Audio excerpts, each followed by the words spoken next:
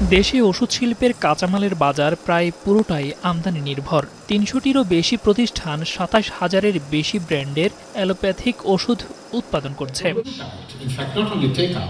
রাজধানীর Bangladesh China friendship exhibition সেন্টারে ১৬তম Asia Pharma এক্সপোয় কাঁচামাল উৎপাদনকারী প্রতিষ্ঠানগুলো বলছে, দেশের প্রতিষ্ঠানগুলো ওষুধ তৈরির এখনও দেশীয় কাঁচামাল ব্যবহারে খুব একটা আগ্রহী নয়।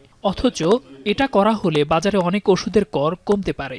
এমনিতেই আমাদের এখন ইকোনমিতে একটা ফরেন কারেন্সি শর্টেজ আছে এবং এলসি করতে গেলে একটা লিড টাইম মেনটেন করতে হয়। তো সেই জিনিসগুলো ফার্মাসিউটিক্যাল কোম্পানিদেরকে এখন আর ফেস করতে হবে না। আশা করি তারা যদি আমাদের কাছ থেকে এই সেলগুলো নেয় তাহলে তারা লোকালি পারচেস করতে পারবে। ২০২৬ সালে বাংলাদেশ উন্নয়নশীল দেশের তালিকায় উন্নীত হলে প্যাটেন্ট আইনের চ্যালেঞ্জের মুখে পড়বে দেশের ওষুধ শিল্প।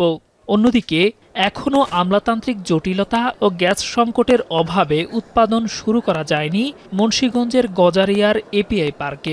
সংশ্লিষ্টদের দাবি, দক্ষ জনবলের অভাবে এপিআই আলোর মুখ দেখছে না। আমাদের ওষুধ শিল্প যদি এক্সপোর্টে প্রসারিত হতে পারে তাহলে পরে আমাদের দেশের জন্য একটা বিরাট বড় ইকোনমিক বেনিফিট আসবে। আমাদের ওষুধের র মেটেরিয়াল তৈরি করতে হবে। র মেটেরিয়াল তৈরি করতে হলে প্রথম যে কয়েকটা জিনিস প্রয়োজন সেটা হলো কেমিস্ট্রিতে দক্ষ জনবল লাগবে।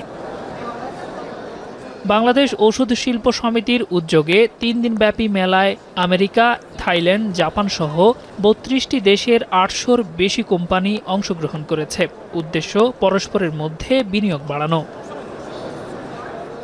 দেলোয়ার দোলন, এখন, ঢাকা।